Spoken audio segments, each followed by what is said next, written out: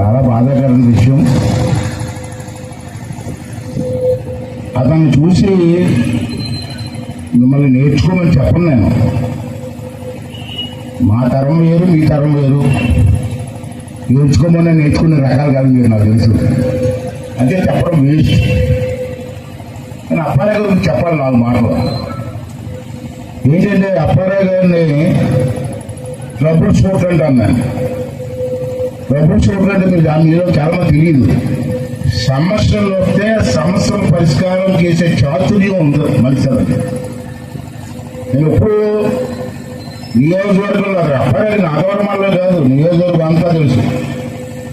ఎక్కడైనా సమస్య వస్తే నేను ముందు అప్పారావుని పిలిపించి మా ఇద్దరిని కూర్చోబెట్టి, పలానా గ్రామంలో సమస్య ఉంది, నీకు అప్పచెప్తున్నానంటే అతను ఇల్లు ఎవరికీ తెలియకుండా పరిష్కారం చేసి చూడండి. అందుకే ట్రబుల్ షూటర్ అంటారు. ఇప్పుడున్న మీరందరూ, మనం అందరం కూడా ఇప్పుడు ఉన్న జనరేషన్ ట్రబుల్ మేకర్స్.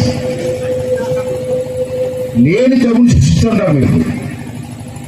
అది అప్పారావు అది కాదు, ఉన్న సమస్యలు పరిష్కారం చేసేవారు. అందుకే అప్పారావు అంటే నాకు ప్రాణం. ఆయనకి ఆరోగ్యం క్షీణించడం చాలా దురదృష్టకరం.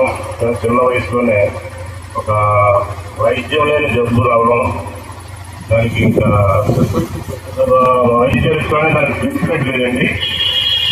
మేము బెంగళూరులో తీసుకెళ్ళి అన్ని చెక్ చేయించాం.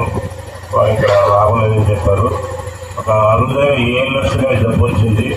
దానివల్ల కండరాలు అన్ని క్షీణించిపోయి వస్తాయి. చివరికి ఏ కారణం పనిచేయదు. అలాంటి స్థితిలో మాట. ఇప్పుడు కూడా ఏ బాధ్యత వచ్చినా కూడా నాకు ఫోన్ చేసి చెప్తున్నారు. ఆయన ఎంతో గౌరవంగా తీసుకున్నారు. ఆయన కూడా అంతే గౌరవంగా ఆయన అభిమానాన్ని గౌరవన్నారు. అలాగే మనము ఎవరైనా సరే మన గురించి విలువ తీసుకోలేదు. అంత గౌరవం సంపాదించుకుంది.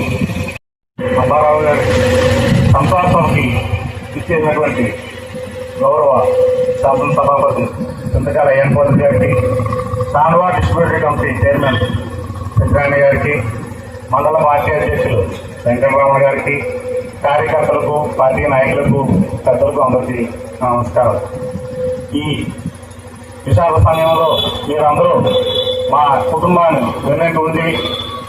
అదేవిధంగా స్పీకర్ గారు మా అన్నయ్య చనిపోయిన రోజు దగ్గర నుండి ఆ కార్యక్రమాలందరినీ చక్కగా మా అదే పడకుండా ధైర్యం కలిగించేలాగా మా వెనక ఉండి కార్యక్రమం నిర్వహించారు.